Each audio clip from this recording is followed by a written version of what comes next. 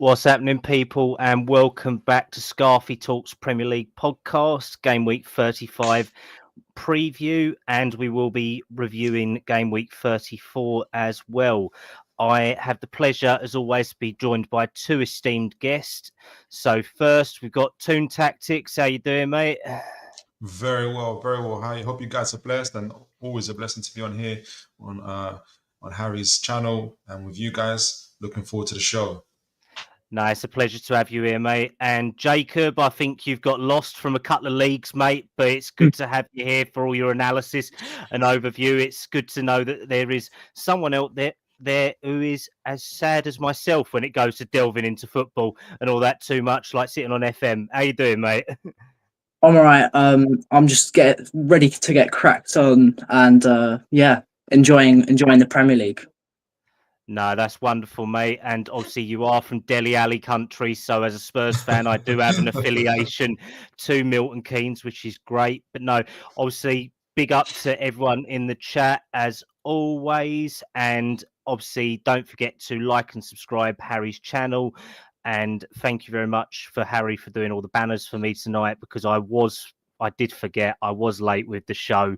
So we are live, we are ready. So let's jump straight in. So we're going to go straight into a game which had, we all said it last week, it had the makings of something special. And to be honest, I don't think it really did. So let's jump straight to Stamford Bridge. And Everton travelled down from Merseyside down to Chelsea and played out, theoretically for Chelsea, a good 3 points, what they wanted. But I think Everton probably did deserve something else from this game. So Jacob, I'm going to come straight to you on this one, mate. I believe it was the early kickoff on Saturday. Let me just check. So it was a 12:30 kickoff. It didn't really have too much flair to it, did it? But it did mark a return for Nicholas Jackson to a sort of goal-scoring form. So can you give me a bit of an overview on this one, please, mate? Yeah, absolutely. Obviously, we were expecting a difficult game for Everton. Obviously, going to Stamford Bridge is one of the hardest grounds in the Premier League with such an established squad. Obviously, a couple of seasons ago, they weren't as gelled as they are now. They've sort of stuck to it, and with Enzo Maresca, they've had an improvement of a season. David Moyes knew he was going to struggle straight off the bat coming into this one, especially with the potential, the ability of both teams. I think it was definitely very even, and they were very lucky not to get anything out of it. Like I brought up the point of Nicholas Jackson, obviously scored within the early 25 minutes of the game.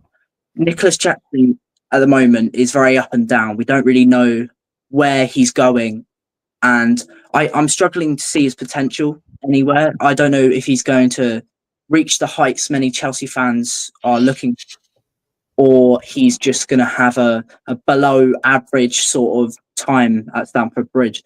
I think his goal was very well deserved. I think throughout the game there was many chances for Chelsea, finding the gaps and spaces very, very well. And I think that midfield is just very good at breaking down opposition play and then being able to distribute it to the wings, which they're very well known for. No, that's completely fair, mate. I mean, because what we come to expect from David Moyes' teams, they are very tight and compact to break down and play some decent counter-attacking football. I do appreciate what you say about Nicholas Jackson. I think that there is a player in there. I just think there's a lack of consistency. He seems to be a fast striker, as we've all come to expect with players in the past, like Adebayor, like he's got at least the finishing ability more than Adama Traore, let's put it that way. So we're not putting him in that category, but there is certain bits to it. So, Philip, if I can come to you on it, mate. When we look at it, Chelsea seem to have bought every player in Europe and don't have PSR problems, compared to Newcastle, where PSR seems to be the main thing that pesters and kicks you guys up the backside every single week. They've got a lot of class players, but are they a team, or are they more of just a team of individuals? That's a brilliant question. I think the Chelsea the way Chelsea approach the transfer market in terms of buying young players isn't new in itself. Obviously, even in the modern era now, Brighton do it, Bournemouth do it, a lot of clubs do it. However, Chelsea have got it on steroids, which is buying 5 or 6 different players at any one time. I think it was only last week they bought another Brazilian kid. I can't even remember the name, which is an ongoing thing. But it's not to be distracted. I think the problem is they keep on announcing some of these players. If they buy an 18-year-old or 19-year-old, just buy him. Don't make a big announcement about it, because that's when people like me start saying you're buying too many players. Who are the players they're going to buy for their first team? And that's the ones that we're looking at. And I think they're buying super talent. And to be honest, and there's players that I would have loved my club to have. But in terms of answering your question directly around are they a team, we've learned that if we're looking at, for instance, the team that's just won the league in Liverpool, these guys have been together for 3, 4, 5, 6, 7, 8 years. If you're looking at Van Dijk and others, Arsenal just below them, despite the criticism that Arsenal get, you got players again that have been there 2, 3, 4 years time. And to be a team, you have to have players that have been gelled together under a consistent manager, have an environment where they've been nurtured and they're growing. And so when you are when new players do come in, you often see them flourish. You talked about my club, Newcastle United. There's players now that have been there since the takeover now, and you're seeing it provides an environment where new players can come in and grow because there's a nurturing environment. Like literally, I think I can probably say every player that we've bought so far, in one way or another, has improved. As well. Chelsea, because they've gone to this extreme of buying a lot of players and putting them together, and changing managers hasn't helped either, has kind of created this disjointed team. And you see that sometimes in matches. I'll end it on this, where in terms of a team, I don't know if you guys remember this year, Brighton twice in a week, and they lost both games 2-0, 2-1. I can't remember. I feel like it's the same scoreline. But each time in those matches, they would start off well, would have good periods, and then they'll hit a rough patch. And when you've got a team of strangers, you can see people throwing up their hands. You can see guys complaining to each other because they're not a team. Whereas Brighton are, even though they change continuously as well, but they've got more. And that's the team that they bought all their scouts from, all their players from, robbed the manager. But they lost to that team 2-0, which tells you a lot, really. So they have all the potential, but I think they need consistency in management, in directors, in the actual first team players before they can become a good team. Yeah, no, of course, mate, of course. And kind of the polar opposite to that, who seem a lot more united, Jacob, is pretty much Everton. I mean, since Moyes has come in and the money from Fenway Group has come in as well, they haven't made great strides because obviously they have not really had the time to build their squad yet, but the signs are positive out of Goodison Park at the moment with the new stadium moving into. They are going to survive this year as well. They do seem to be on a more stable ground, don't they, as well? And this game, I think, is more of just a blip for David Moyes. Yeah, absolutely. I think, I mean, they've obviously been on very good form as of late. I mean, they've obviously now got safety, which is massive. But I think what people are obviously looking at is they haven't signed anyone under Moyes that you'd really think is, yeah, that's a Moyes signing.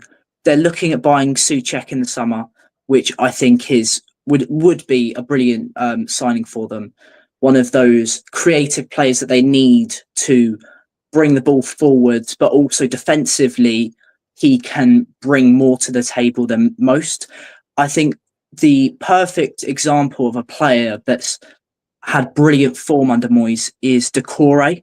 I think for me, Doucouré is been playing this shadow striker role. What he'll do is he'll play in this attacking sense, sort of helping build possession and build these attacks, whilst also lurking and running into the box when he's sort of needed to. We've seen him pop up with goals in big moments for them. And I think having someone like that, especially like Souček, who I think is probably one of the more close like sort of ideas of a player. Abdoulaye Doucouré and Souček just look almost identical when we look at their stats and things like that. I think Souček's definitely the upgrade with his seniority as well. But those sorts of tactical switches have brought out things in new players. And obviously, like I said earlier, Stamford Bridge is a hard place to go to. And there's obviously going to be times where form changes.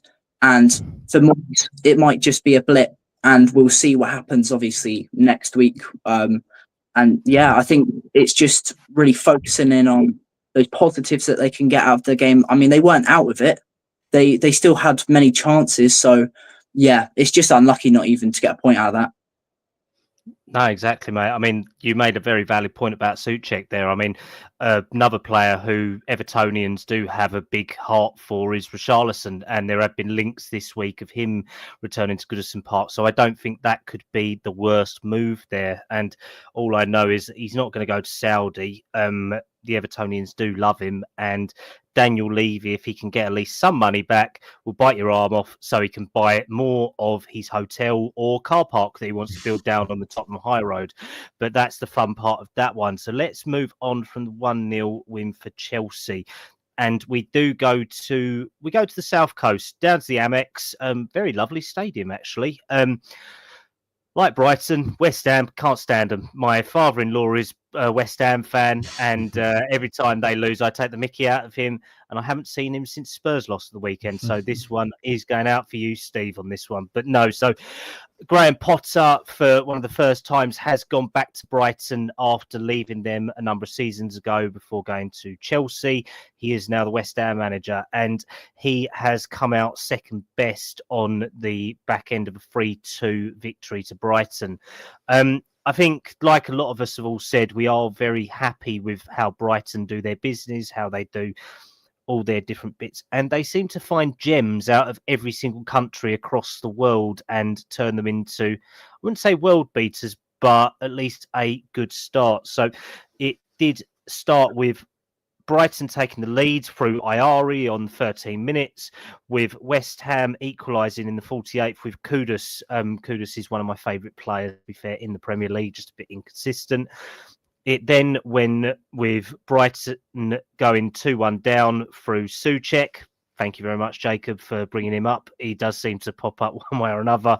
And then Matoma and Balaba scoring on 89 and 90+2 respectively. So if I can bring it on to Philip on this one, obviously, I don't think West Ham are going to be too happy with this result, especially holding a 2-1 lead until the 89th minute. Fulcrook had his moan the other week about Southampton and coming back into the game in the late period.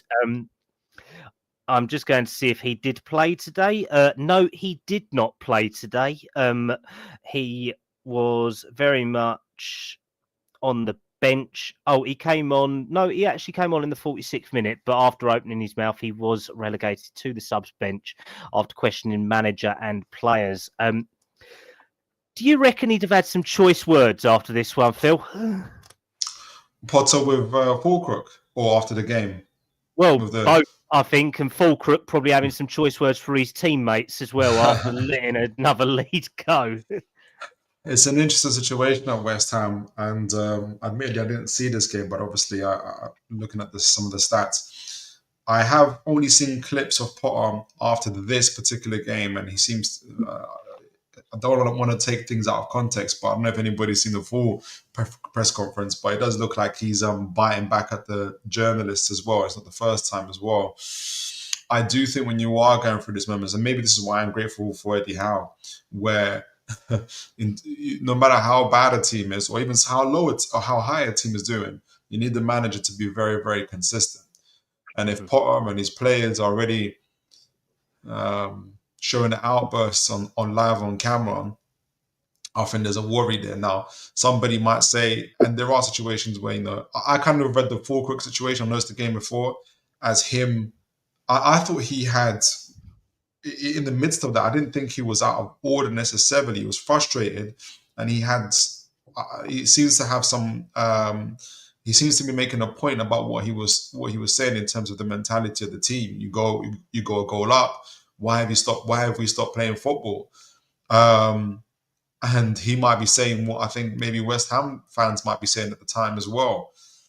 So there's a lot to work out there. I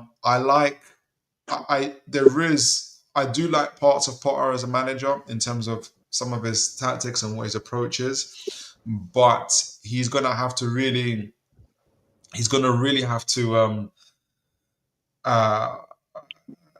gather the team. He doesn't want to lose the dressing room just before the season ends, and he wants to be able to have a good pre-season. Which I think is what West Ham are aiming for.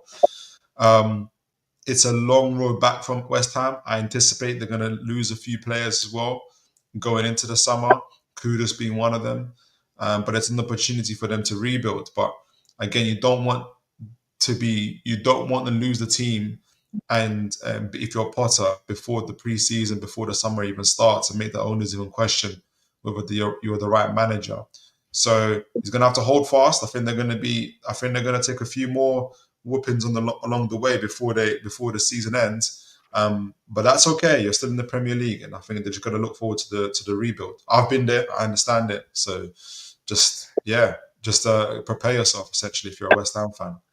No, exactly, mate. I mean, to be fair, we do have to be understanding that it isn't his squad. I mean, that squad was, I would say, made in the eyes of Julian Lopetegui, but I don't know who was doing that transfer business. I think it was bollocks. I'm not going to lie. I don't think there was any clear identity to that squad whatsoever. And I mean, West Ham do have Spurs at the weekend, so we will discuss that later on. But Jacob, if I could come to you for the other side, for Brighton, I mean, they're having, considering that they lost, 8-0 or 7-0 to Forest earlier in the season, they are respectively still sitting in 9th, and they probably don't. I don't think they will get Europe this year, but I think they are very close, and they're one of the best of the rest teams there. And especially after they let De Zerbi go to Marseille as well. It could be a lot worse for them, couldn't it? Yeah, absolutely. And I think Mark De Zerbi, Hertzler is a project manager. He's there for time to build the squad to get them to places like Europe, which is what they're driving towards. He's made Baleba one of the best players in the Premier League for me. I mean, obviously, these having talks with some big teams, there's been transfer rumours about City and Liverpool. And that's Hertzler is, I think, younger than Milner. He's still young. He's got time to build, and he's got some of the best scouts in the world around him to help. I mean, I love their data-driven approach. It's something I love to do myself. And I think the impact of their scouts is they have a scout in almost every country because they know certain things about certain players even before they've left the team somewhere else. I mean, for me, Boniface by Leverkusen is one that points out for me. He was at I think it was I've forgotten now, but he was in Belgium, and he was linked with Brighton early on in this season, and people were saying he doesn't seem like much. They didn't eventually go for him. However, they're still looking at him. Goes to Leverkusen. They go unbeaten in the league, and he is one of the main reasons why they do it. I think their data-driven approach is the whole reason they are here in the Premier League still. I mean, Brentford do it. Brighton do it. And Arsenal have started to do it with their own stats firm. So I think, they've proven that they are a well-established Premier League team fighting for Europe.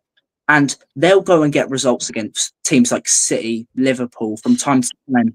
And sometimes they'll have blips like they did when they lost by that margin earlier on in the season. It's really, they can be unpredictable. But I'll tell you now, Ruta will be the main focus next season on how they get Europe. Yeah, no, definitely, mate. I completely appreciate that. And I mean, I do find it funny that Milner has been around longer than all of us. I think he's probably at least older than me and Jacob. Philip, I'm going to say maybe around the same sort of age as Milner, maybe a How little old is bit. Milner again? How old is He's he Sorry? now? probably about 35, 36. I'm older than Milner. Okay, well, we've actually found someone older than Milner. It's quite a surprise, I know, but we have found someone. Oh, right, so let's move on because I have taken the Mickey, Phil. So I will That's all give you right. a little bit of time for a very respectful win for Newcastle. Ipswich travelling up to St James's Park. Very respectful. I will just do a quick comment in the chat. Evening, David, as always. Thank you very much for coming on, mate. We will discuss Spurs and Daniel Levy being a tight ass later on as well, respectively.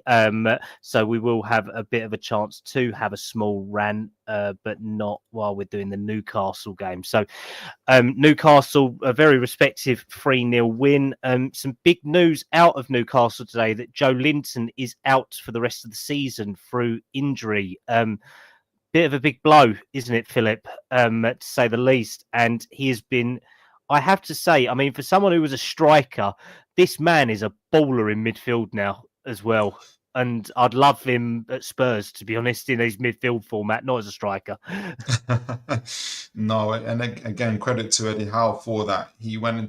Joe Linton went into that midfield role when we had Mr. Clark got sent off during the Norwich game. We were fighting relegation, and from then on, it was Joe Linton proved himself an incredible midfielder. He's got a unique profile. I can't think of anybody in the Premier League of that size, height, and physicality, as well, and kind of ball carrying ability.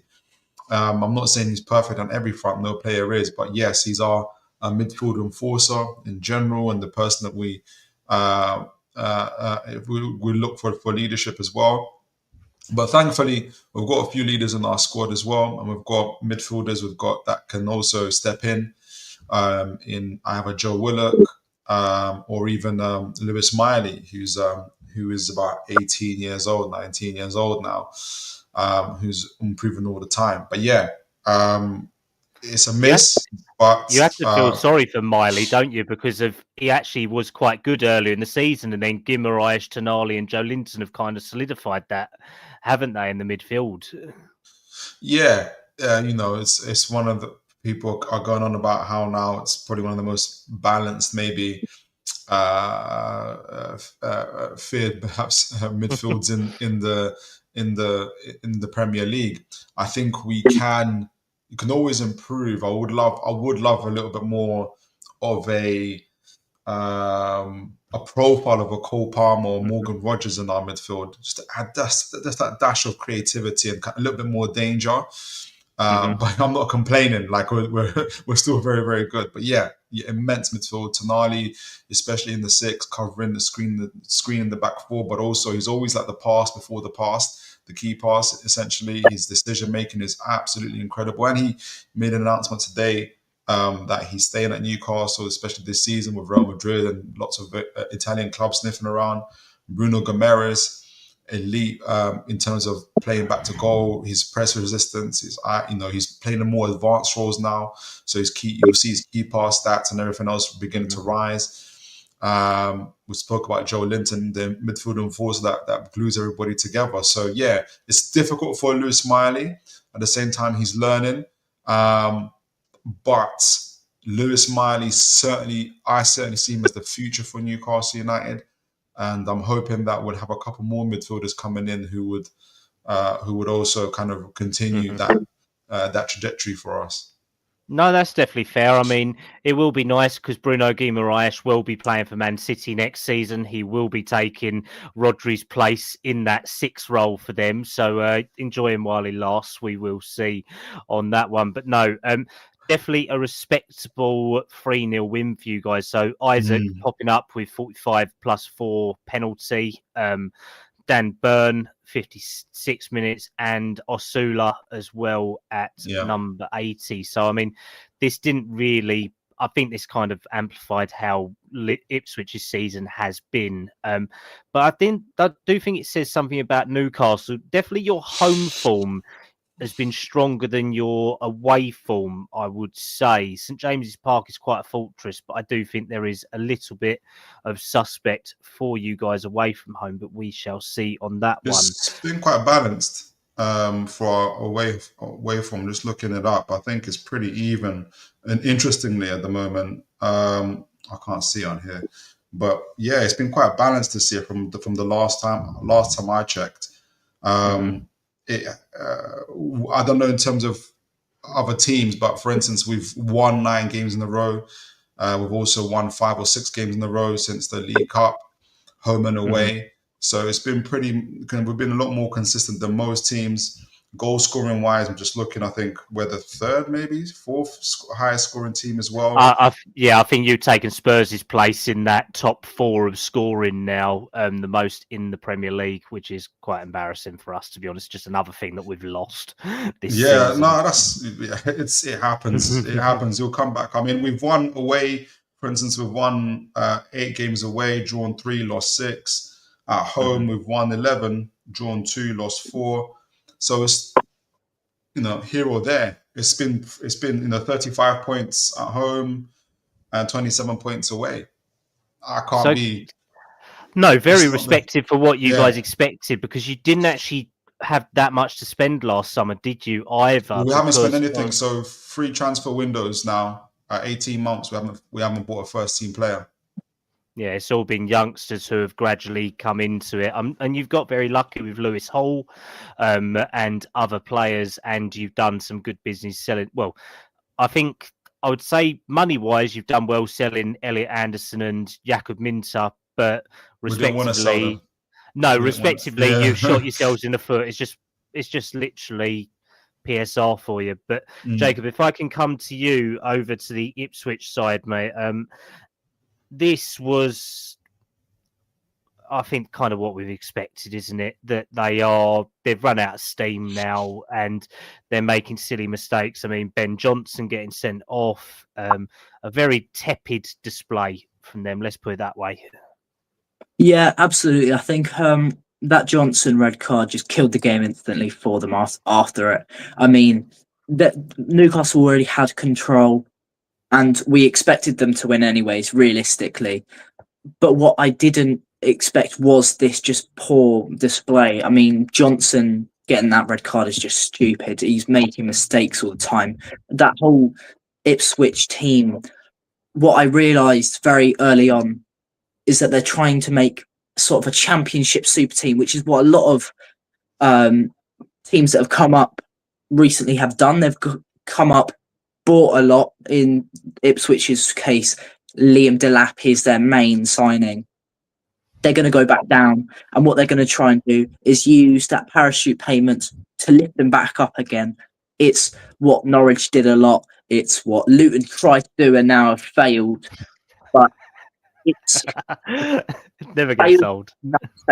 Failed might be an understatement. But yeah, honestly, I think Ipswich knew that it would be a tough season.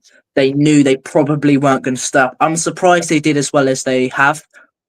I mean, you can't play possession-based football like they did in the Premier League. You've got some of the best teams in the world, and even some who are further down the table could beat teams in other countries easily. So obviously we saw this coming with Ipswich going down, but it wouldn't surprise me at the end of next season if they do bounce straight back up.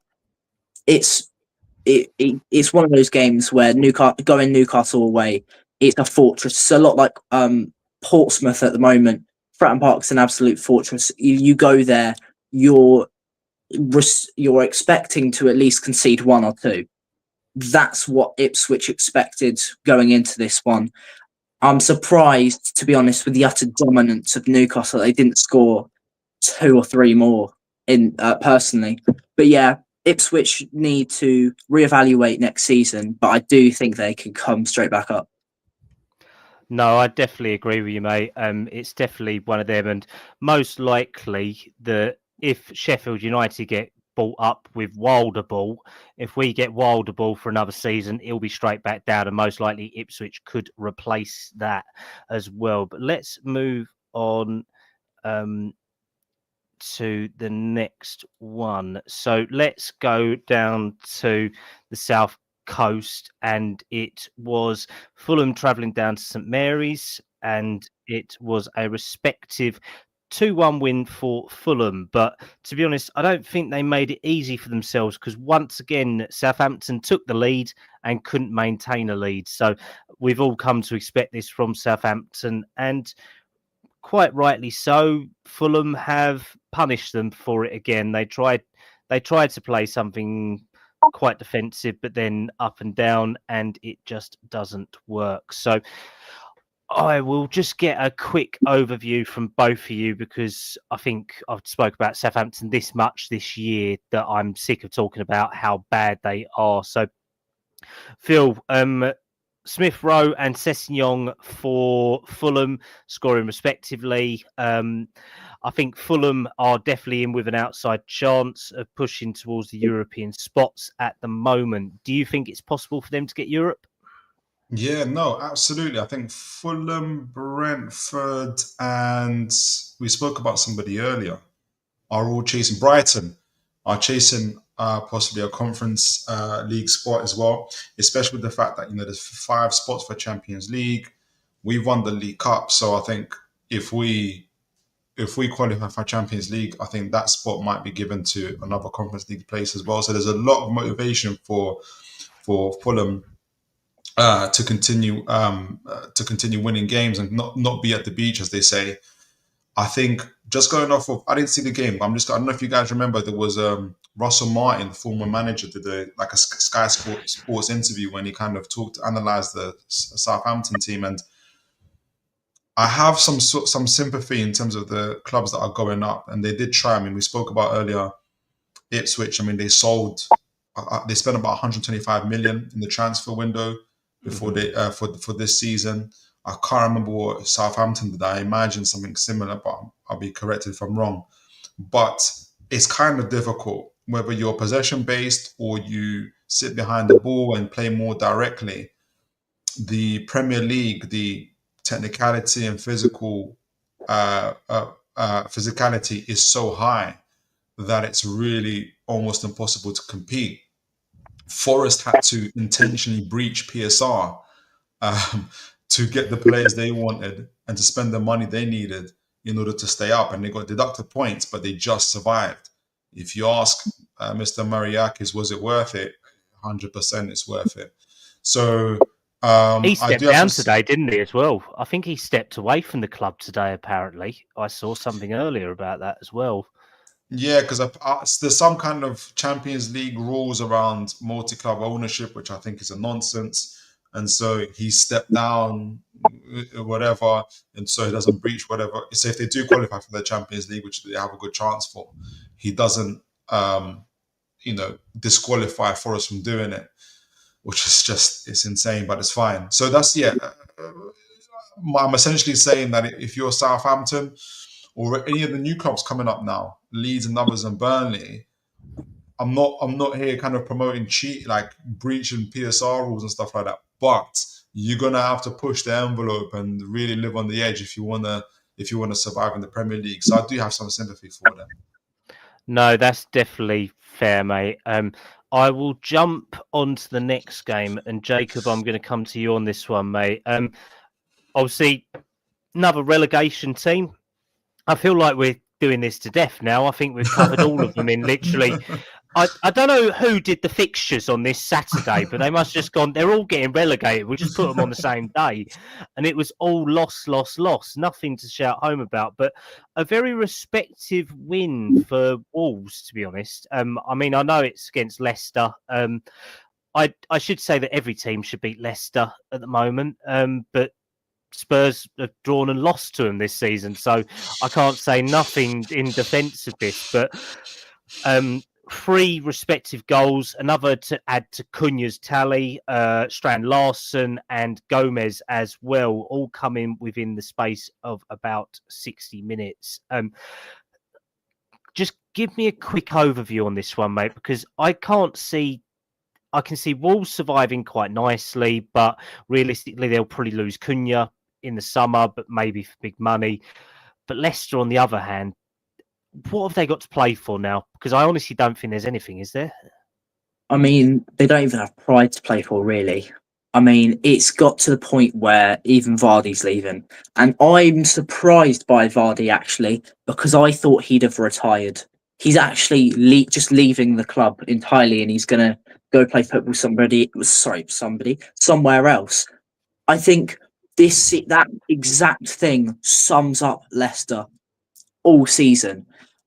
I feel as though it's more frustrating sometimes than Southampton, who are just I unfortunately watched Russell Martin ball. It's boring, very bland. Leicester are arguably worse, but with better players. I mean, you have Fatawu, who is now out for the season, obviously. You've got Mavididi, you've got Ndidi, you've got Vardy. You have some brilliant players, but they didn't. I can't remember like a single massive signing they made before the summer transfer window ended, apart from El Kanous, who has been probably their only massive outlet, but that's been limited. I think Wolves absolutely smashed them out of the park. I mean, you see their form as of late under the new manager. He has been, I mean, a blessing in disguise, really, because they were looking really unlikely to finish as high as they are now. They were going to finish probably above the relegation zone, but just slightly, maybe a point or two. But I think, yeah, Leicester just have to take the drop. That I don't think they'll come straight back up if they're going to act the way they are. And they bring in Ruud van Nistelrooy, and this frustrates me so much, seeing how well they were doing at the start of the season.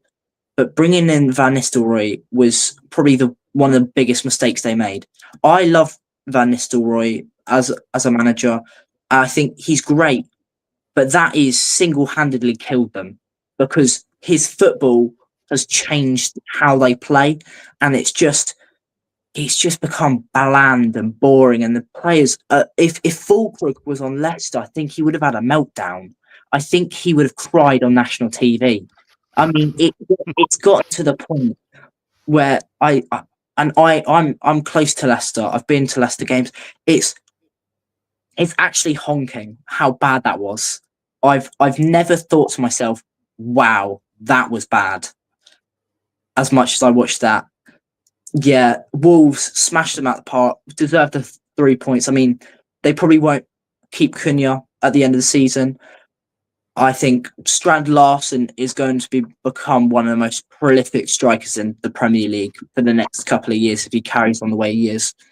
They've got some brilliant youngsters coming through. I mean, one of my favourite fullbacks or wing-backs in the league is Ryan Aït-Nouri, who not playing the system he should have been at the start of the season, and now he's transcended into a brilliant player before, like he was.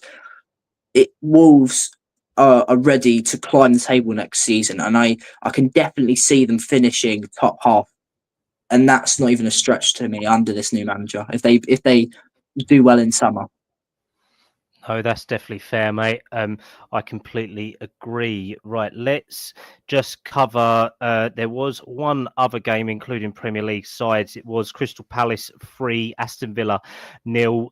Very respective for Crystal Palace, and being a London club fan, I will always back the London club every day of the week. So if Henry Swain is listening, one of our resident Crystal Palace fans of the channel, big up, mate, and congratulations on that win. Right, let's jump to Sunday. And Phil, I'm going to come back to you on this one because I know how Newcastle fans love Manchester in all its luxury and glory. So a big old journey down from, Manchester to Bournemouth. Not a great result, to say the least, I don't think, for either team. I was listening to it on the radio, and it was a very dogged game, and I think it was only affected when Evan Nilsson was sent off for Bournemouth. Can you give me an overview on this one, please, mate? Yeah, I mean, admittedly, I watched parts of the games, more the first half. I think when the first goal was conceded, it was from Man United from playing out the back. Dorgu got caught out. But if you look at a close analysis in terms of how Man United were playing out from the back, none of the midfielders really were showing for the ball. Bournemouth are one of the best pressing sides in the Premier League. The amount of times they win the ball in the final third, the opposition half, tells its own story. But they didn't have to press too high up because the Man United players kept on backing into them. Where if you're picking up the ball, if you want to pick up the ball, you call for the ball, you go towards the goalkeeper, right? So I think they were hiding. And eventually went to Dorgu, who didn't want the ball and showed he didn't want the ball, and that's how they ended up conceding. But having said all of that, Man United did get their way back. I didn't see the goal from Huijsen. I think not Huijsen, Højlund. He's the good Swedish player. Yeah, no, Huijsen's what you put in your duck. Huijsen's in your duck pancake, mate. Let's put it that way. Højlund, yeah, you got the final, and he needed that. Like he's broken in terms of. I think in confidence, psychologically, and every other way, I think he'll be coming back to Italy. So he needed that. But to be fair to Man United, they don't care about the league right now. They just want to win the Europa.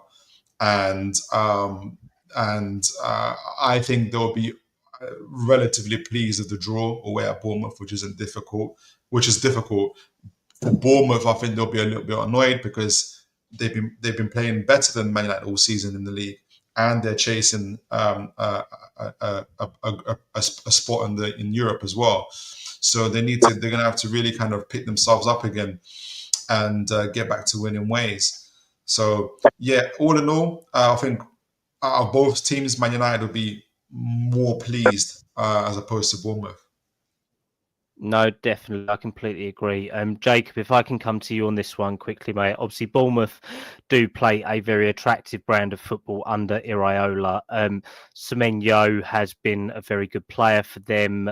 Evan Nilsson, apart from this red card, has been very productive for them. Do you think that they can continue going under Iraola? Because respectively, I think he looks quite a lot like Ange Postecoglou in the style he does play, and his style of play does cause a lot of injuries as well. Do you think this is a first season blip or like first season wonder, or do you think he can continue doing it? I actually find that point really funny, seeing as early on in the season, I actually predicted Bournemouth to finish in European places. That was my bold prediction of the year, was for Bournemouth to become this sort of not unbreakable, but this team fighting for Europe. And my word, have they done that? And I highlighted early on in the season Evan Nilsson and how impactful he is, not in just scoring goals, but the ability to create chances, to break into space and just sort of zigzag the defences, sort of breaking that sort of structure that a lot of teams are looking for. And I don't think this is going to be a first season blip. I watched Iraola play, which is funny to say, but it's something he's always had within him, is his pure ideologies and how his football works. They're most likely going to lose certain players in the summer.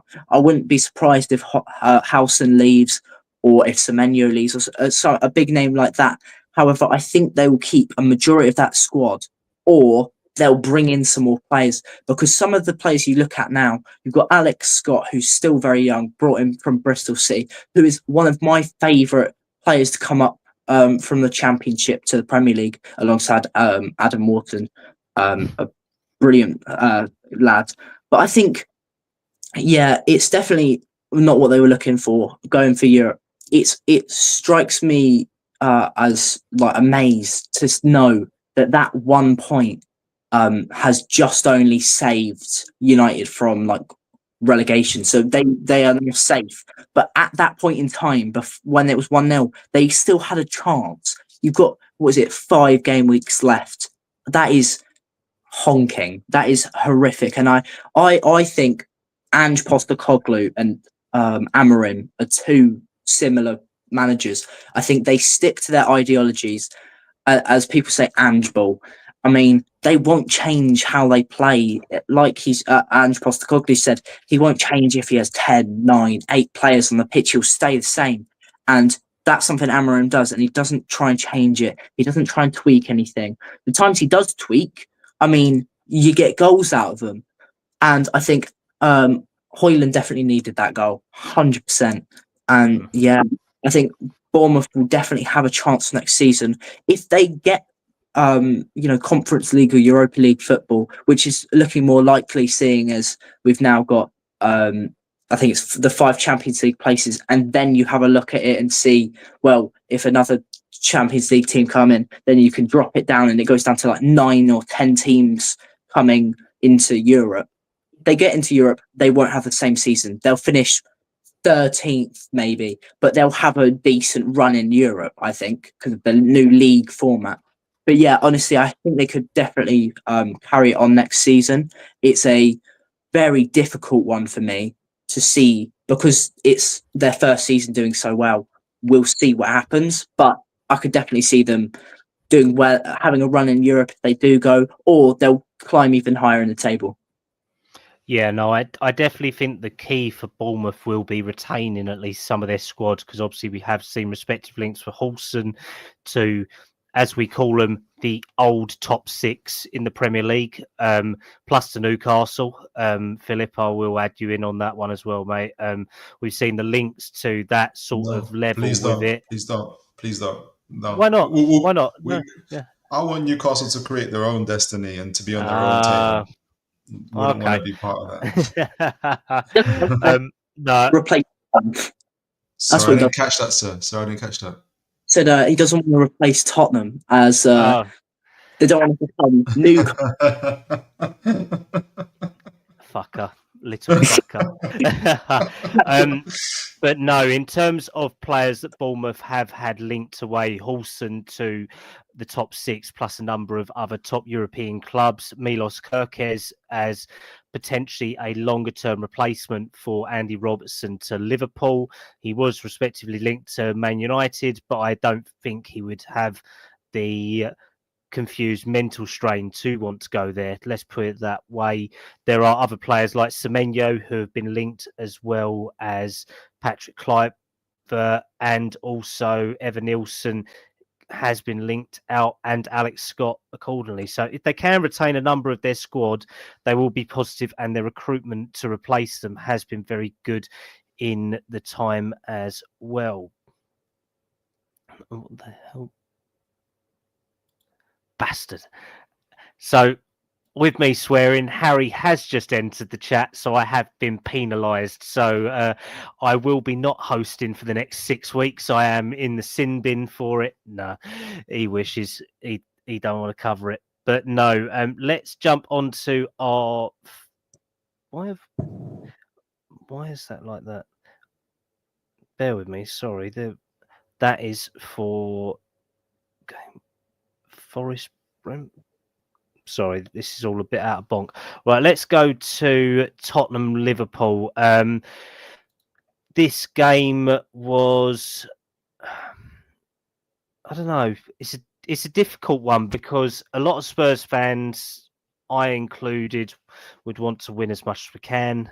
I'd rather us play as best a team as possible to try to win, but they are the champions of the Premier League. It's, I don't know, it's difficult.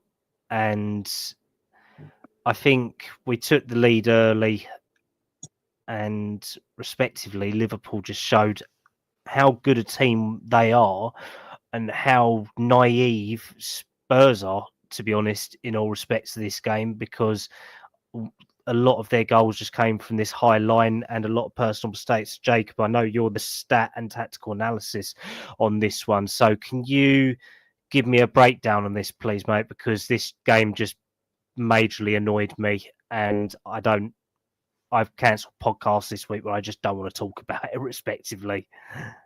Yeah, absolutely. And look, I'm not going to hold back because that is one of the worst Tottenham performances I've seen in a long time. That That game really solidifies for me. If Postecoglou doesn't win the Europa League, I don't think he has a job next year at Tottenham.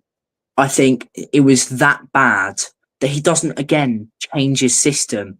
I don't see how he stays. I mean, Liverpool kept making space, and McAllister is one of my favourite players in the Premier League. On just how he can tactically, he can switch from a 6 to an 8 to a 10. He can play all over the midfield, and what he does so well is he frees up space around him to either take a shot or to make the pass before the assist. I mean, he's so good at reading where the play will happen. I mean, it's almost like watching a movie when watching McAllister play, because it's like he's got an insight of what's going to happen in the future. I mean, obviously the first goal, obviously being a Tottenham goal, I knew after that happened that Liverpool weren't going to stop. They had it from the start that they were playing for the Premier League to win it at home. I mean, Anfield has been a fortress this season anyways, regardless. But Solanke scoring was always going to hurt them. And I sort of saw it coming watching it. My whole family are Liverpool fans. And I watched it and I was like, oh God, coming home for the first time, really. And he's scored. It was a really good, well-worked goal from the corner, which is surprising seeing as, tactically from corners and free kicks, you haven't been the best this season. Arsenal obviously being the best in most cases. But yeah, I think Liverpool opened up spaces, and a highlight for me is when Udogie gave away the ball and he just didn't run back. It's like he wasn't playing for anything. I mean, you're definitely hard focused on, winning the Europa League. However, you have to look at least somewhat stable in the Premier League, because if you don't, I don't see other players wanting to come in. I think Postecoglou's brought in some brilliant players. Don't get me wrong. Bergvall is a key favourite of mine, but it's hard to see players of his calibre coming to Tottenham if they're going to play like that. And it will be under Postecoglou that he'll have to play, and I don't think many players will find that attractive. But yeah, Liverpool are really good at objectifying where people can be. I mean, what they do is they create space, but whilst also creating that space, they make one player, so say a defender like Udogie, but they make him obsolete. They play around him, which then leads them to utilising the flank, especially on that left-hand side. They use Salah and rely on Salah so much that what they do is they make that fullback obsolete. Then he can come in. That centre-back's having to come over. He's going to overcommit, which is quite likely at the moment. He cuts in, has a shot, or makes a cross. And I mean, it leads to so many chances, and I think it's a constant thing that happens. No, I completely agree. I do think that's very fair. Phil, if I can bring you in on this, mate. David Clark is one of our avid followers, and he said, so you Spurs fans been crying out all season to see Gray alongside Bergvall in midfield, and sorry, it told me how far we are from competing at the top of the Premier League. If I can then just follow up with another comment from him, young Spurs fans crying for Spurs to build our future around Bergvall. I've never seen such naive garbage. Wake up, fans. We play kids. Next season, our opponents be Liverpool or be by Europe's best. Obviously, I'm sort of on the fence where I've seen the good days of Spurs. Well, I wouldn't say good days of Spurs because we never have good days, but I see some of the times where we've had decent runs and respective stuff. I also see the shit that we've got now. There is potential in the squad, but like David said, we are naive if we think we can just build it around youth players. There has to be that correct balance. And in all honesty, a lot of the Spurs players we have now are just not good enough. They're just not there. And the manager, I just don't think is good enough either. Where do you sit with this as a neutral outside view, mate? Yeah, I think it's incredibly hard to see what Tottenham will do. I mean, Sorry, yeah, Jacob, that was for Phil. apologies. That's my fault for sort of jumping in there. That's apologies, Phil. I will No, come. that's I will okay. come to you. I'll come to you afterwards, mate. On this one, I'll You let wanna, Phil have you wanna. his point. I think when you're my age, you'll keep your hair. You don't have to. You know. No.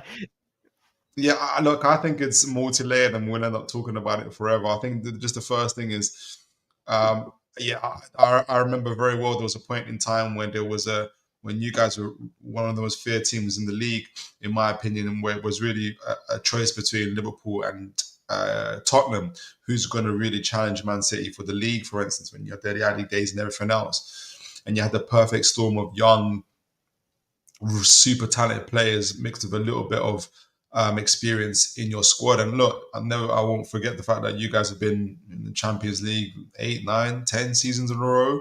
So that's not done by accident. You know, that's good infrastructure. I don't mean just about, I know there's a lot of jokes around building stadiums and stuff like that, but actual club football shop, they don't get into the Champions League just so consistently by accident. It is because of good squad build-up. So how that's gone, it's beyond me as well. I think though, I'm just looking at your midfield. I think first of all, Archie Gray is a super talented kid, and so is Bergvall, and it just feels like you're a team in transition. I would love Archie Gray and Bergvall to be in my team, but my team's got Bruno Gomes, Tonali, and others. So to have those guys rotating. So if those guys are playing in my team, it will look like, oh, look at the incredible sky Newcastle did. These are super talented players. The problem is they're playing in your team, not necessarily because it's Tottenham, but your team in transition where obviously you sold your older guys, your Højbjergs, and everybody else, where it was probably better to keep them. So you've got that. And lastly, you got the issues around your manager, who I think is, I tend to take a little bit of a while before I say sack this person or sack this person. I don't think he's the right man for the job. I think he is playing a system that would work for him, and maybe either for a super top team, a Man City at their pomp, or in a lesser league, your Scotland's and your Japan's, but the team is the top team and whatnot. Tottenham aren't there, so you would have benefited from Eddie Howe, really, someone who can grow and develop players, but also has the nous to be practical when he needs to be, in a sense. So there's a lot of change. I don't think it's all doom and gloom. I do think you have some real gems there. I think lastly, what I'll say is, and I'm saying this from a Newcastle fan's perspective who's seen relegation twice. So I don't say this in criticisms of fans or anything like that, but just take it from this point of view. I get the sense sometimes that some of your fan base hates Arsenal more than they love Tottenham. And I think this is partly what is perhaps driving players away. Also tanking your opportunities to win cups and to perhaps even win certain games. I'm not scared to play at Tottenham because I know that we can turn things around a little bit. And the fans, for whatever reason, I know that's a bit toxic sometimes, a little bit, can change against the team pretty quickly. I understand people keep on saying you don't understand the hate I have for Arsenal. And that situation when you guys played Man City last season and everything else, I think the fact that you didn't win that game meant that you didn't get Champions League, and now you don't have the finances. And this is what I mean about hating Arsenal more than you love Tottenham. Had you won that game, there's a good chance you guys would be in the Champions League right now, and your owner won't be coming out saying he hasn't got any money. I do think he's saying he hasn't got any money because it will be stupid for him to say we've got £300 million to spend, because everybody else is going to say, oh, really? This £20 million player is now £40 million. So that's just a little caveat there. But I just think if I was a Tottenham fan, if I was a Newcastle fan, I am a Newcastle fan. But if Sunderland were in the league, for instance, and Newcastle had the opportunity to, in that same situation, to qualify for the Champions League or to whatever, to lose and make sure Sunderland don't win the league. I say Newcastle have to win the league, honestly. So there's a lot going on there. It's going to take a little while. It's going to take a long while to change. I don't think you have an owner that actually wants to win, but he has no choice because there's more owners now that want to win. Like, we have less revenue than you guys by about 200 million, but we're going to spend, and we've got an ownership that wants to win. So does Aston Villa. So does Nottingham Forest, God help us. And so, Levy can't just rely on Champions League and the PSR protecting him from clubs like us, because we're coming after you. So let's see what happens. But if I was, like I said, there's going to have to be a cultural shift for Tottenham if you want to get back to where you want to be, really. No, I definitely agree with you, mate. And there's some very valid points that David has made in the chat in terms of the term Dr. Tottenham will see you now. We seem to gift everyone in the league points. I think we guaranteed Crystal Palace, Ipswich and Leicester all their first points in the league this year as well. All teams that were doing absolutely shit all the way through, and we guaranteed that. And the idea of Spurs being a football club now, I think, is devoided by the idea that we are a commercial club. Now, we are a commercial arena. We have an entertainment arena. We are closer to an NFL franchise that has concerts. We had the boxing this weekend. We let a fucking Arsenal fan come out in our stadium with North London is ours playing at a Tottenham stadium and all that through. Doesn't matter whether it's commercial or not. We've let an Arsenal song be played at our stadium. We've got go-karting underneath the stadium. We've got the Skywalk. It's all about building a entertainment experience compared to what was promised, where this stadium was meant to make us compete with the top teams in Europe. And if anything, since 2002, Spurs' owners have invested 123 million of their own money into the club that hasn't been generated from commercial or anything like that. Aston Villa have spent 600 million since 2019. Newcastle, close to the same. Nottingham Forest are there as well. All of these clubs have crept up on us. And whereas Spurs were in that top six, we are now the best of the rest. We don't even pay top six wages anymore. We've got a spending cap of 200 grand. And even that's probably going to be brought down as well accordingly. So it's a very naive way of looking at it, saying that Spurs, with the team that we've got now, are capable of anything more than maybe a top 10 finish. And I'm very much a big advocate for youth football. I advocate for Spurs having a lot of our youngsters in there, but you need to have the right older players in there. And a lot of them that we have are just not there, respectively. I think I've done everyone's boredom in. This isn't a Spurs podcast tonight. This is a Premier League one. So we will jump straight into previews on here as well. We still do have one game for game week 34. So I will I'll give it to Jacob on this one, because I think me and Phil got our talking in on the Liverpool game respectively. So, Jacob, this one we've got Forest versus Brentford tomorrow night. Can you give me your thoughts of how this game could go and a prediction, please, mate, on this one? Yeah, absolutely. And I think these two teams are two of my favourite teams to watch in the Premier League. I mean, Forest for this season and what they've done, and how they've built their squad, much like Chelsea need to do, to be honest. They bought so many players and they didn't gel, but then they've spent time doing it. And then you've got Brentford tactically and systematically signing players that are fit and designed to suit Frank, who I think is a brilliant manager. What I would say about this game is it's going to be very one-sided. I'm going to say it's going to be Forest will be running at Brentford. Obviously, Brentford have just had Sepp Vandenberg, I believe, injured. And what is it now? I think might be out for the season. I'm not too sure on that though. And that's one of their best centre backs. And what I will see in this game is I'm going to see a lot of Wissa on the ball. He's been brilliant this season, same as Mbuemo, and I think both of them two have been key to Brentford's success. But what I will say is Forest aren't a laughable team anymore.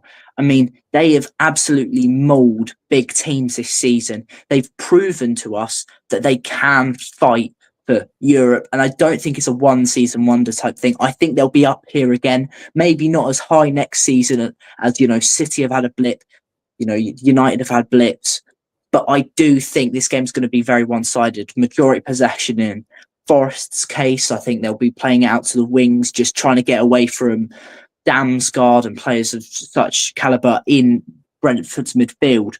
I think it's going to be 2-0. And to give you a goal scorer, I will say that Wissa will score. It's not bold, but it's definitely someone I do think will score. Sorry, no. I've got that completely wrong. Hudson-Odoi will score. Don't know why I had Brentford in my head still. I'm getting confused. No, that's completely fair. Right, Phil, let's jump straight into you, mate, on this one. So Jacob's gone for a Forest win. We've all seen, though, how good Wissa and Mbuemo have been this year. What do you think this is going to be? Got a bit of echo there. Is that on your end, mate, or is that mine? I don't know. I'll mute my mic. I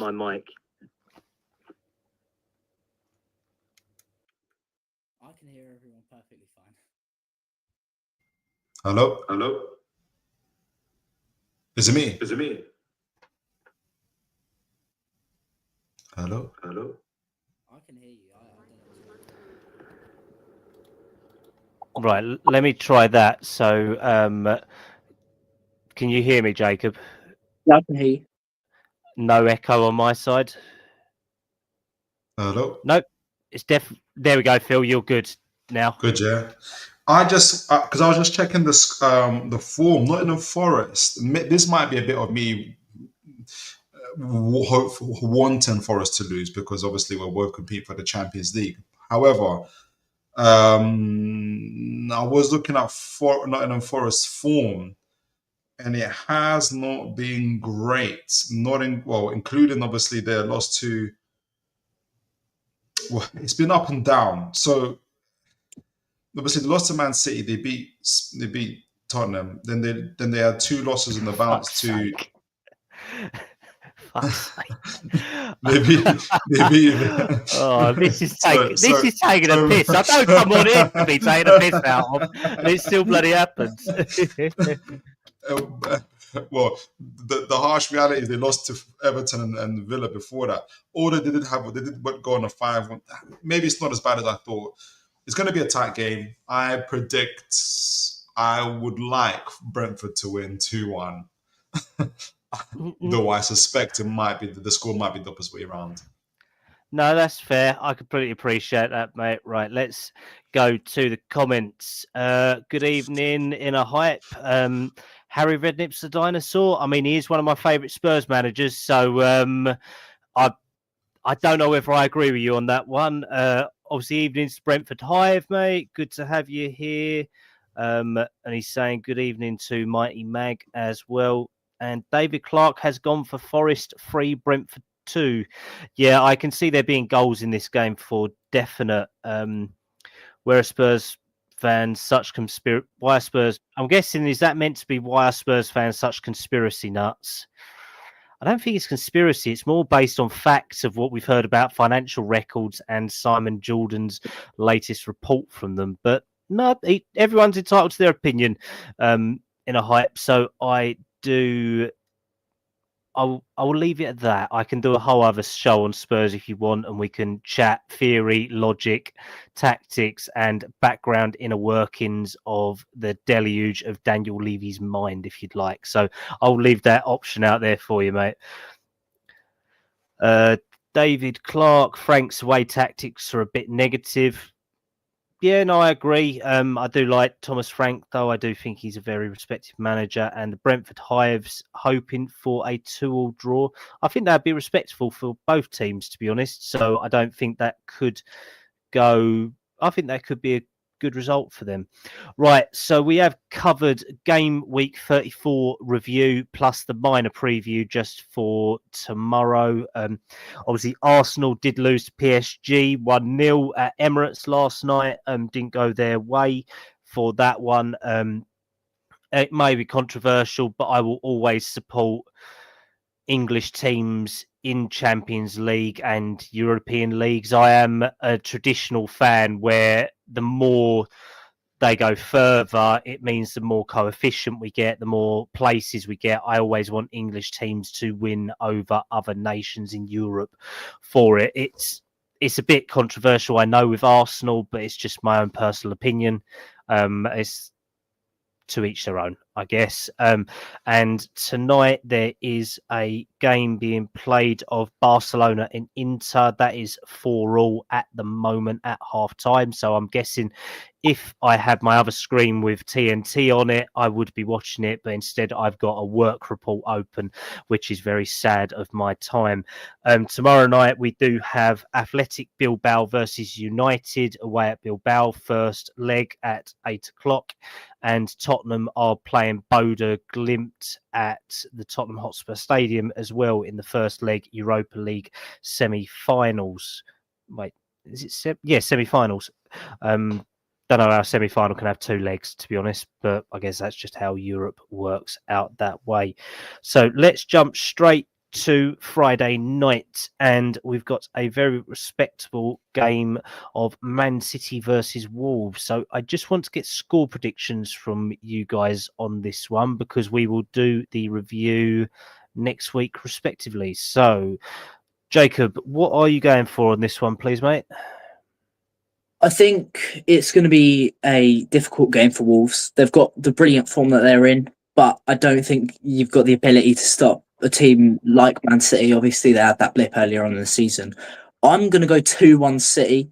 Doku will be pivotal in this game, I think, but Wolves will definitely give them a fighting chance. No, very respectful on that one, mate. So, Philip, what are you going for on this one, please, sir? I was going to go for 2-1 as well. 2-1 as well. 2-1 as well. Wonderful stuff. Let's jump straight to Villa Park then. Fulham travel up from West London to the Midlands. Villa are going to be licking their wounds in this one. I think they probably thought that they had a very good chance of going through in the semi-finals of the FA Cup. They statistically are the better team out of them and Crystal Palace, but it does show any Premier League team can beat any Premier League team, as this season has shown considerably, I think, to pretty much all of our teams as well. So, Jacob, what are you going for on this one, please, sir? I think Fulham's form away hasn't been the greatest all season, but they can pop up with some brilliant games. I think it'll be close. Aston Villa are obviously coming off of losing to PSG in the Champions League, losing to Crystal Palace, and I think it's going to be a close one again. However, I can see Villa winning this. I can see Rashford, as much as he was good against City earlier on in match day 34. I think it's going to be Aston Villa 2-0. Fulham will have chances, but they won't really be able to complete them. But yeah, no, I can see Rashford being the pivotal point in this game. No, I completely agree. He's injured. Rashford's injured. Oh, I must have missed that. Well, they've still got some brilliant wingers, so I hope Asensio's not injured, because he's in my FPL. But no, yeah. Well, I still think Aston Villa will win this 2-0. I think it's obviously licking their wounds, but I mean, they've got the squad, they've got the ability to break down other teams very well. And I think an underrated player for them is Boubacar Kamara. So I think what they'll do is they'll leaps and bounds. But I think for this game, they'll win 2-0 and it will be going on to match day 36. No, wonderful stuff on that one. I do apologise for the mic trouble we are all having tonight. I think we're all either having echoes or feedbacks or of the like. So we will get that sorted for next week's show. Philip, what are you going for on this one, please, mate? I hope for a Fulham victory to knock Villa off the Champions League race. I suspect, though, Villa will probably win the game 2-1. No, I fully appreciate that, mate. So David Clark's gone 2-1 Villa, and yep, our mic troubles are solved, at least for the time being. So here's hoping. If not, we will be speaking to the tech team to see how that goes. Philip, get a new mic headset, please, mate. See if you can get something around that PSR ruling, unless you're governed by it as well, mate. Right, let's jump to only one of the last games at Goodison Park this year. Everton Ipswich. This one, I think, is going to be another long day for Ipswich, to be honest. So, Phil, what are you going for on this one, please, sir? 3-0 Everton. 3-0 Everton. And Jacob, what are you going for on this one, please, mate? I'm actually going to step that up a bit. I'm going to say 5-0 Everton. And I'm going to say Decore gets a break. You actually think that Everton can score 5 goals? I don't remember the last time they scored 5 goals. Probably in that game where they played Spurs in the Carabao Cup 5-4 a couple of years ago. Yeah, no. I definitely hope that we should be getting goals out of that one. Right, this is literally the epitome of dead rubber. I'm not going to lie. I know that David Clark lives in Leicester. I know that we do have Leicester fans in the chat. I know I've got mates who are Southampton fans, but I mean, fuck me. This game is literally something that I don't mean disrespect to any football club, but this really doesn't have anything. This is literally the epitome of nothing to play for and all that. So I'll stop venting my frustration with this one. Jacob, I'm going to come to you on this one, mate, because I know you're going to be a little more level-headed than me, and probably Philip will be on this as well. Well, I actually disagree. There is something to play for this game, and it's in regards to Southampton. Not the Derby County record. Oh no! Look, any team that's been coached by Russell Martin, I'll have a deep hatred for. Okay, he's a snake. Let's get that out of the way. But obviously, he's not there anymore, so I'll be a bit more lenient. But I think it's going to be a nothing game. I think they'll probably beat the record because this is going to be the most boring watch I've ever seen. And thank God it's on at 3:00, so I don't have to watch it. I'm gonna go 0-0, and it's gonna have probably one of the lowest XG ever. If this game has a goal in it, I will be so surprised. No, I fully appreciate that. Right, so a lot of people going on about Lamine Yamal in the game going on at the moment. Class player, definitely agree. If we had him in the Premier League, then it'd be great. So apparently our tech team are on par with the Spurs medical team, which is... I completely fucking agree. I'm not going to lie. Literally, us three are the tech team tonight. It's literally thank you, Currys, for all the shit that we've bought. And we will be shipping it back to whichever third world country that it was made in a sweatshop in. So, God, thank you, David Clark, for saying how shit our set. I mean, I've just spent 300 quid on my setup in the last 2 weeks. And I mean, this isn't helping. This is fucking brilliant tonight. I really do apologise for it. But no, so Inner Hype has gone for a 6-all draw. I mean, if we did get that, that would be the most amazing, redundant game of football ever in the Premier League. I highly You doubt know, we're going to get that. But you know when you got nothing to lose, you're both relegated, nobody rates you, you don't rate yourself, just play football and you end up having a proper kickabout. It might be something like, I'm going to go for a 3-3 draw. 3-3 draw. Yeah. Yeah, I mean, it's like we say nothing left. It's like that Ian Bill clip from EastEnders. He's just crying on his freaking shoulder. It's literally, this game is the epitome of that. That meme is the epitome of this game.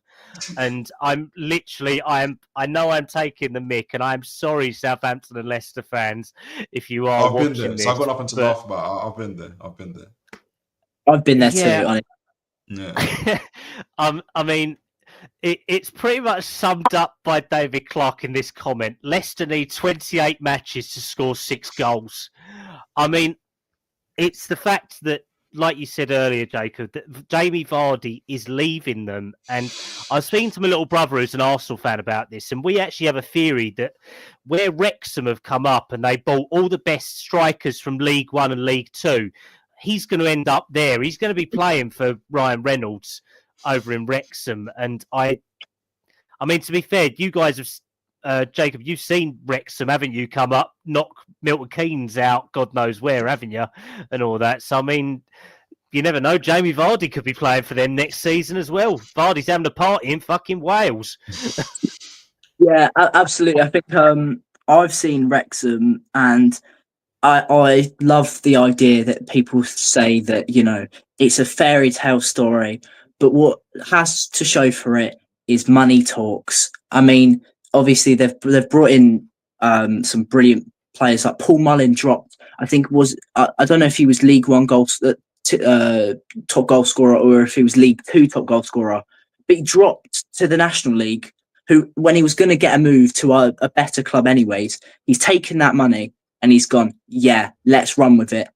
I could see Jamie Vardy going back to Fleetwood, which is where he was earlier on in his career. But yeah, it's all up in the air on where he will go. I don't want to see Wrexham in the Championship after next season. Though I'd like to see them in League One and rot there.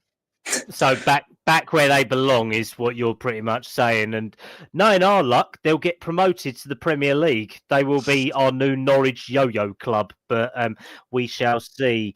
Right, so Bournemouth travel up from the south coast to Arsenal for a respectable game. So, Philip, what are you going for on this one, mate? Because obviously Arsenal have a big game against PSG next week. So does this game mean much to them, or is it a dead rubber? They might want to get a win just to secure Champions League. They should be in the Champions League anyway, but you never know. I think it'd be 1-1.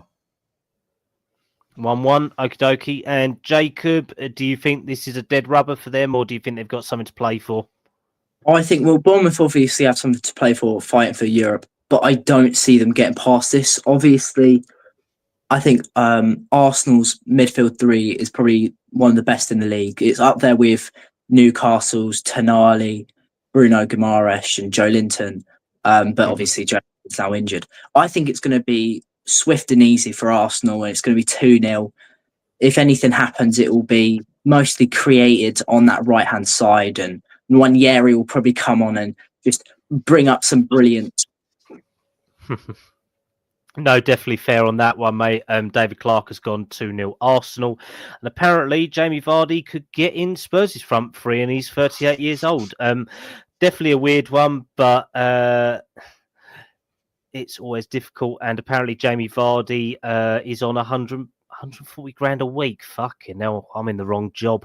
Let's put it that way. I think we all are. I'm not going to lie. So let's move on respectively to our next one. And it is the Sunday first kickoff. Well, 3 games at 2:00. So it's only because they're the first on live score that we're going with them respectively at this stage. But it is Manchester United travelling down to West London to play at the Beehive against Brentford. Jacob, what are you going for on this one? Because Brentford have something to play for and United are in between Europa League games here. I think it's going to be a very boring game. I'll be totally honest with you. It's just going to be one of those where it's just like, okay, cool. They've got the points, or, it's going to be one of those where either team picks up the points and it really doesn't, like, you don't see much happening. I think it's going to be a very bland and boring game, but I could see Brentford sort of, and I can't believe I'm actually saying this for the first time, but upsetting United. I could see a 1-0 win going Brentford's way. No, very fair and respectful. Philip, are you thinking the same, or are you going to go for a United win or a draw? Oh, there's only one United and they wear black and white. But I'll go for Brentford 2-1. Do you know there is an easier way to solve this? We could just move Hadrian's Wall down a little bit and put you guys north of the border. We'll make it a 3-team league instead of a 2-team league if you'd like.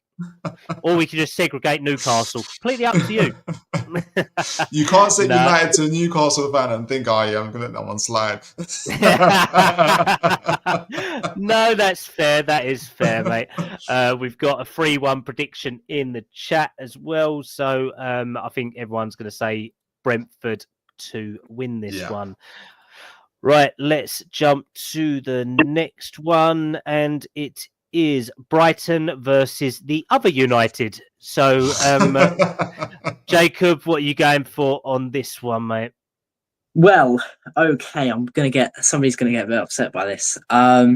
Or might do. But I think it's going to be a very difficult game. This game can truly test what we can see from Brighton next season. If they can get some points out of this, even a win, I mean, this would show that they can definitely play European football and can play against teams of such a caliber. I think it's going to be a 1-1 draw. I think it will be really close. I think Isak was, if he's not injured, I've got so many players wrong this episode. He's healthy. He's good. He's available. Thank God. He's in my FPL still. I haven't checked that much. Anyways, I think Isak will definitely be a pivotal part of that game. You'll have a lot of chances. So, 1-1. It'll be a really decent game. No, that's fair. And Phil, obviously, I know you're going to back a Newcastle win here, mate, but put us out of our misery. What are you going to go for? We've lost twice to them this season, and my fear is they got our number a little bit, but we need Champions League. My hope is Eddie Howe comes up with the goods. I think it'll be a 2-2, though. I think it'll be a 2-2. That'd be I think that'd be respectable, to be honest. Realistically, you guys are not categorically safe yet with Champions League, but you are on course to be there. So David Clark's back in a Newcastle win, so you at least have a backer there, Phil. And if anyone's got a spare 140 grand, you can buy Inner Hype's house if you want. I mean, I'm not going to lie, I still live at home with mum and dad, so there's no way I can afford it. But if anyone does need a property, someone's house is on the market and you don't even have to go to Rightmove. So there we go. Thank you very much on that one, mate. Right, let's go to our next game. This is the last 2:00 kickoff. And that one is Spurs versus West Ham. So Spurs travel to the Olympic Stadium where they rent the ground. They have a running track. They don't even have seats on it. They're that far away from the pitch. It's like watching God knows what Olympic opening ceremony. So I'm allowed to say that. So thank you, West Ham fans. But I'm going to weigh in on my prediction here. I'm hoping, because I'm delusional, that Spurs will win this 3-1 because it's one of the only teams that are shitter than Spurs this year, and that is West Ham. So I'm going to back a 3-1 here. Jacob, what are you going for at the running pitch? I don't think you're going to enjoy this. I think it's going to be a draw. I think it'll be very close, and I can see big chances from both teams. However, I can see the majority of possession being in Spurs' favour, and you'll create 99% of the chances, really. But what's going to happen is you're going to have a blip like you always do at the moment. And it's going to be another Spursy moment. And you sort of just have a lapse of judgment. And it's going to just fall to a West Ham, maybe striker, maybe winger. We don't know. But there's going to be a chance for West Ham. It'll probably be one of their only ones. And somehow score it. So you're going for a 1-0 draw, a 1-0 win to West Ham, are you? No, 1-1. I created 1-1. most chances, yeah, but lapsed. No, that's fair. David Clark is deluded as me. He's gone for 3-2 to Spurs. Phil, are you deluded or are you level-headed?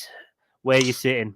Just to clarify, is this game before your second leg against Bolo Glyn, or would you have already finished? In the middle this weekend. So our our first leg's tomorrow, and our next leg is next Thursday. I think you're not going to risk injury. You can't, even though you do need to play. How many days in between? Can you say that? Is it like a week? So we've got 2 games, 2 days rest between now and Sunday, and then it'd be respectively 2 days because we'll fly out on the Wednesday to Norway. Okay, you're not going to risk it then. 2-1 West Ham because you're not going to risk it. No, that's fair enough. I appreciate that, mate. We will cover before we go, just get some predictions on the Europa League games as well, because I think that'd be quite fun to do. So let's jump to the 4:30 kickoff. This is a big game. I think this has probably got the makings of probably one of the biggest games of the weekend. Obviously, Liverpool don't have anything to play for, but they will get their guard of honour. I'm glad that they get the guard of honour at Stamford Bridge and not against Spurs at Anfield. I'm not going to lie, that does make me a little bit happier. So I'm going to weigh in on this one. I think Liverpool will kill Chelsea. I'm going to go 3-1, to be honest. Jacob, what are you backing here, mate? I'm going to go 1-0 Liverpool. I think they will play sort of a simplified football. They won't really make many chances, and they'll sit on the ball and they'll try and play around Chelsea. But they're just there to soak it up. You know, the Premier League winners, they're getting their guard of honour at Stamford Bridge, which is love rubbing it in, to be honest, because it is great. But yeah, no, I mean, Stamford Bridge is always a hard place to play. Mm-hmm. But yeah, I think it'll be simple. Chelsea will have some chances, but knowing Nicholas Jackson, he'll have one blinder one weekend. This week he's going to be like, you know, Stevie Wonder. He's not going to know where to go. No, that's the thing. I mean, Phil, are you going with Nicholas Jackson being Bambi on ice, or do you think this could be Cole Palmer's resurgence weekend, or is it Liverpool clean sailing? Well, I need Chelsea to lose, so there's probably more out of hope. But at the same time, I'm worried that Liverpool have been celebrating a little bit too much. Mm-hmm. So this is more out of hope. I hope Liverpool win 2-1. No, that's fair. That's fair.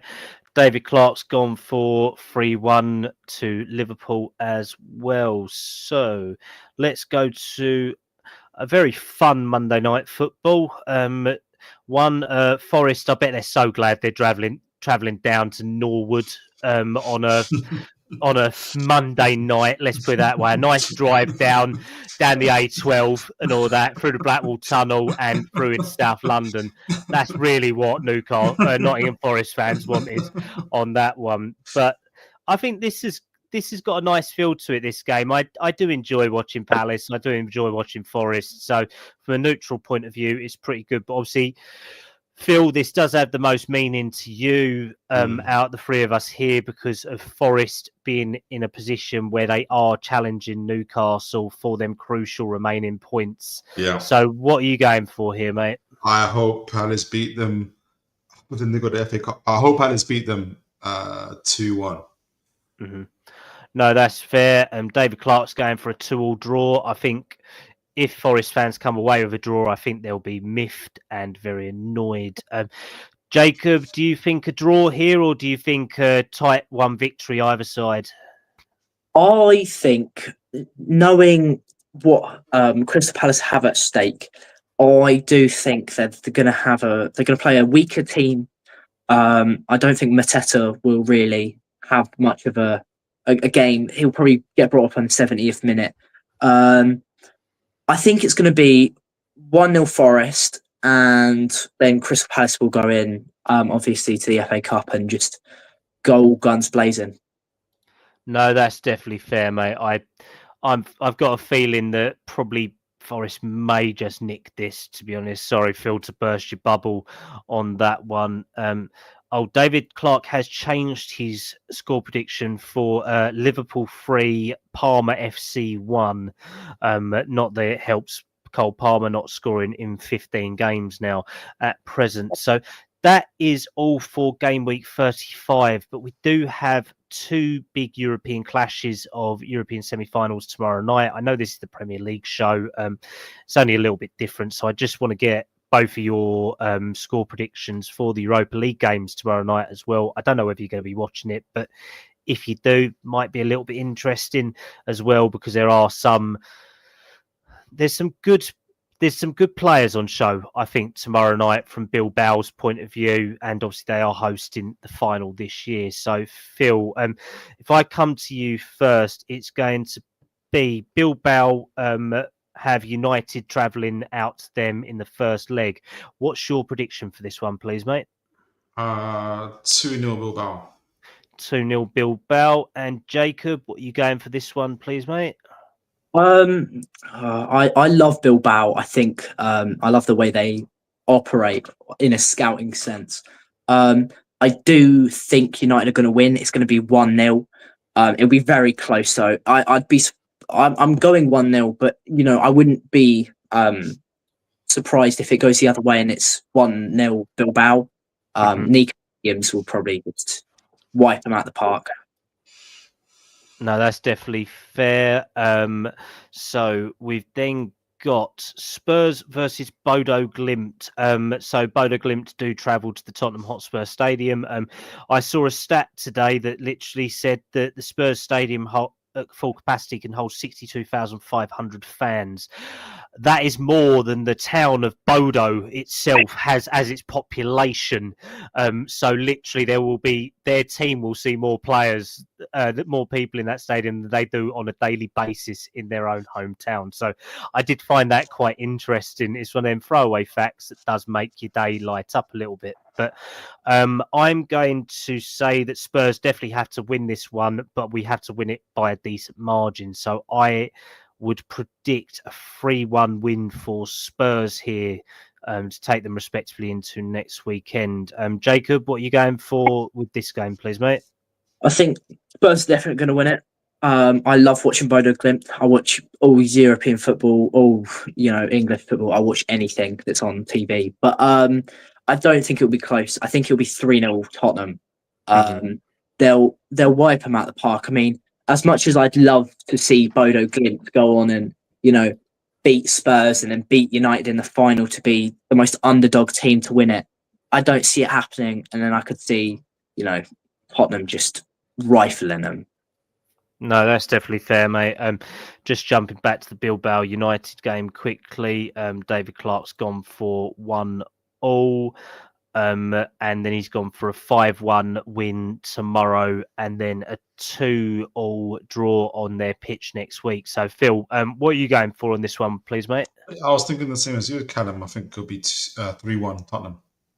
No, that's definitely fair. I mean, obviously, for me, it's a much more personal game, but we need to win tomorrow because next week it is a 3G pitch in the Arctic Circle. It is the most northern team that we could have possibly played without playing against penguins and other creatures that exist in the Arctic Circle. I mean, to be fair, penguins are Antarctica, so I've completely contradicted myself on that one. I mean, to be fair, I don't know what's up in the Arctic Circle. I'm not going to lie. There's probably, I don't know, a Russian satellite or submarine that we could probably play against. There's probably more people in a submarine than there is in the population of Bodo as well. So I do joke in jest, but it's definitely a lot tougher to play on a 3G pitch. We've done that against Tamworth this year.